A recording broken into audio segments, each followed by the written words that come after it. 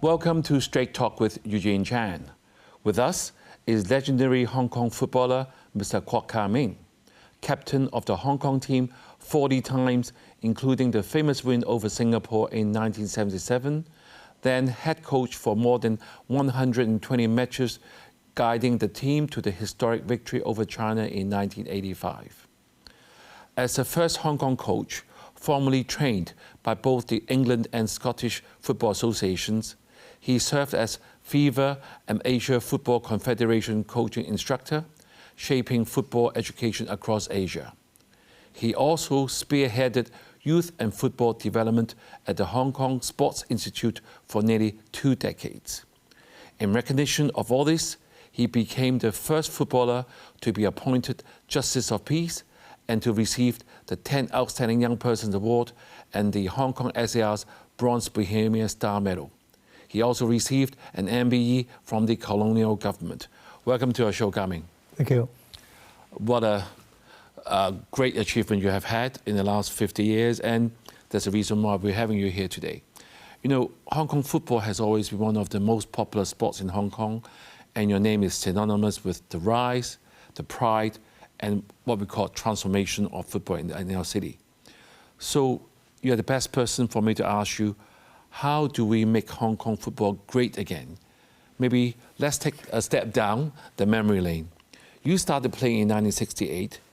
What was it like in Hong Kong in the 50s and 60s, and how did Hong Kong become so popular? Hong Kong being a British colony, and in Britain, I mean, football is first sport, and the most popular. And naturally, the British government owns Hong Kong, and then the game will starting. We have armies, we have navies, we have air forces, and then also Chinese playing. Only a few clubs with that. And in the 50s, and then we had really a lot of young and promising Chinese player who can able to performing within a lot of crowds. And then one of the entertainment, football is one of the entertainment compared with movies and things like that in the 50s and 60s. Right, Ka-ming, who are some of the big names at your times? Of course, you know, you talk about the king of football is Li Tong, right? He's before the war, and then he was the outstanding striker in Asia, and he was a coach, and then he became the general secretary of AFC. And then Yu Chuk-yin, the 4 A's, you know, Ho Chung-yao, Mok Jen-hwa, and of course later in the 60s, Zheng Ji-doi, Zheng Ji-wei. Right. And I believe, when you say Li Tong, I think there was once a rumor that when he struck a ball, the ball actually went through the actual football net. Is that true? Yeah, they did it, but that time maybe a coincidence that the net is rotten, right? So I mean, he can burst, I think. So this is one of the rumor that he was so powerful in being a striker. Right. Just now you mentioned the name Zheng Ji-doi. I think he was I'll just look it up as well. He was in 1959. He became the first and the only Hong Kong player being able to play in a top flight football club in Blackpool in England, and he played 5 matches and scored 1 goal as well. Yes, I think he was one of the promising young players in the 60s, and then his father was a football player, and then all his brothers and sisters are footballers, and then he is outstanding. That's why he was recommended to play in Blackpool. And then although he was there for 1 season, and then he came back, and then both brothers, Zheng Ji-doi, Zheng Ji-wei, went to Royal Vancouver. Oh, really? The North American League starting in the 60s. I see. So let's move a bit down the memory lane in the 70s, 80s, what we call the golden era of the Hong Kong football. Who were the greatest players then? Of course, you know, after the 50s, 60s, and then Hong Kong football changed to professional. Only because, you know, the AFC and the OC, they don't recognize Hong Kong football players are amateur. So at the time, Olympics are amateur players. Right. So eventually, they felt that if you're not recognized to play in the Olympics, then we change to professional. So from 1968, Hong Kong football changed to professional. And then from then, a lot of foreign players coming over from Asia, from the rest of the world. Right. Who are some of the big names at your times, apart from yourself? Of course, in Asia, I mean, the Korean players like Kim Chai-han, and then the Malaysian players, national players, Chou Ji-Keung, goalkeeper, and then Su Jun-an and Wong Chun-Hwa, all the Asian top players are coming to Hong Kong and play for South China, play for Seiko and things like that. At that time, we also have Wu Kok-hong and big names as well in Hong Kong. Yes, and then I was one of them. And yeah, I know. I'm not as skillful or talented as Wu Kok-hong, but anyway, we are playing the same stages. And also we had Willie Henderson, Scottish national player, and then we also had later Reinier van der Kokenhof from Netherlands, where they was runner-up in the Argentina World Cup.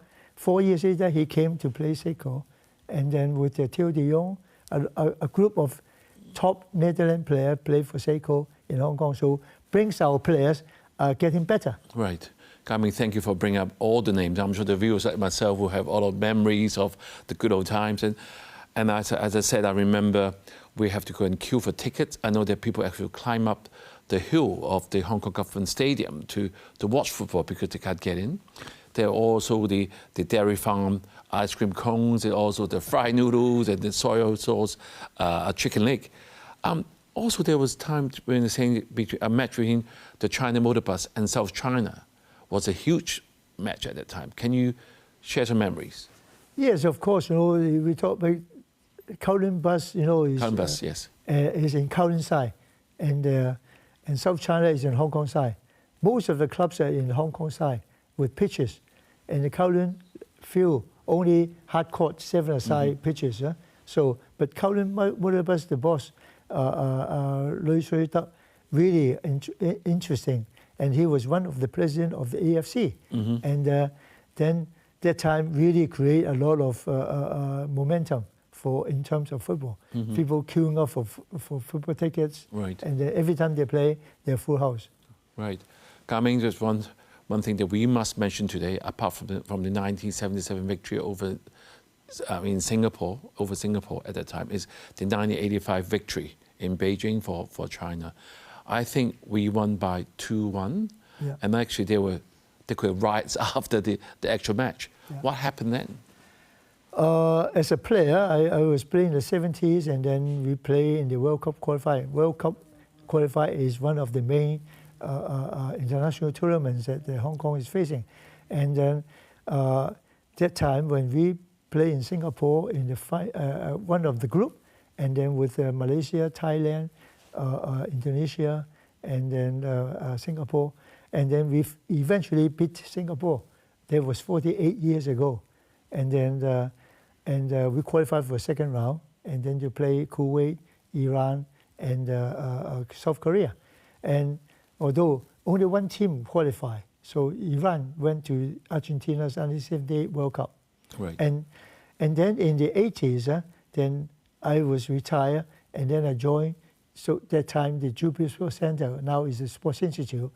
You mentioned about I've been there for over near 20 years. Right. And then my main reason is to develop more young players for Hong Kong. Right. So I was coach, and then I was asked to take the team to play in the World Cup qualifier, right. which is the last match in Beijing, 1985 for the 86 World Cup. And we are underdogs, and then even South China Post, Robin Park mentioned about Mission Impossible. Right. But we make it, and then we come back, we won 1-1, and then create the trials. And that was after the joint declaration. Right. Of ICL. Kaming, I can have good memories of those two matches. I mean, the people who love football will be very keen to remember what saw on TV. Let's bring back to more recently. Last week we didn't make it against Singapore. I know you were there. And actually, what went wrong? I'm sure the viewers are going to ask you. Yes, I think we are home, and then we need a win to qualify for the finals. And then Singapore, they had changed in the coach, right? One of the Japanese coach resigned, and then the assistant local Singapore coach. And then we are all odds that we are able to qualify. But we are 1-0 up in the first half, and we did well in the first half. But second half, Singapore make changes, and then we still keep the same team, and then only for 10 minutes, we lost 2 goals. Right. And then eventually, although the coach worked hard to make substitutes, but we never come back. Right. So really, in the Kai Tak, with close to 50,000 people, right, really a little bit sad to see that we did not go through. Right, before we go to the break, I want to ask you a direct question. Being coaching for so many years and you have seen it all, how would you deal with a defeat like that? How would you encourage the team or even the fans in Hong Kong to continue to support this?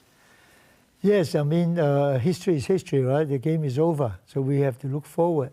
We cannot try to moaning about the match, right? Mm-hmm. So I think the coach really want to do well, but unfortunately, that we did not. So, I mean, it's up to us in the coming, how do we tackle, how do we improve, how do we retain the support that Hong Kong, that I was envy about when I was national coach.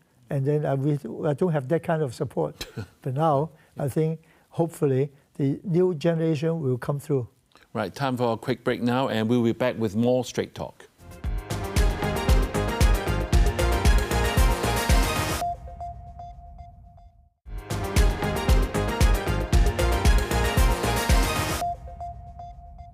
Thank you for staying with us. Legendary Hong Kong footballer Mr. Kwok Ka-ming is with us, talking about how can we make Hong Kong football great again.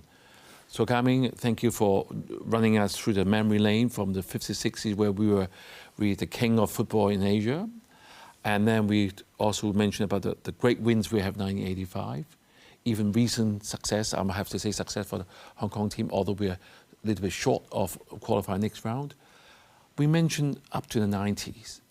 That's when our Hong Kong football started to get a decline in the last 10 to 20 years. What actually happened?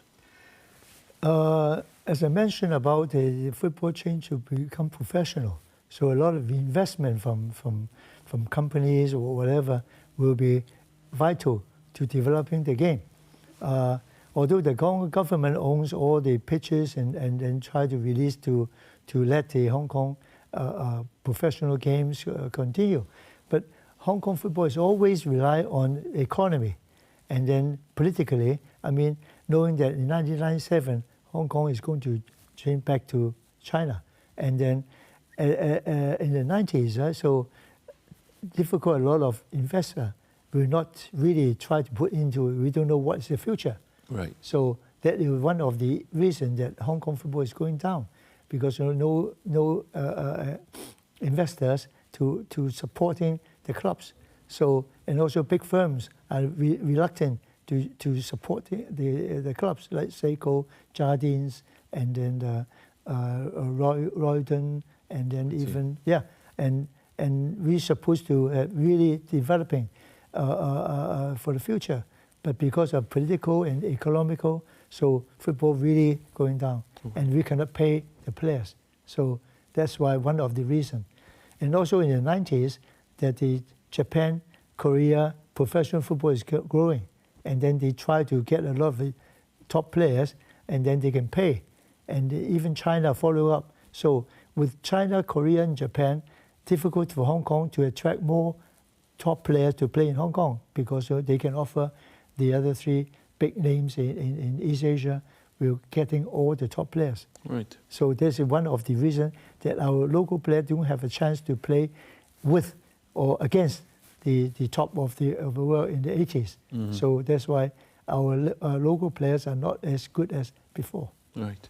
Not to mention that, I mean, football sort of lost the kind of the Tier A status with the Hong Kong Sports Institute and no longer be classified that. So that doesn't help, does it?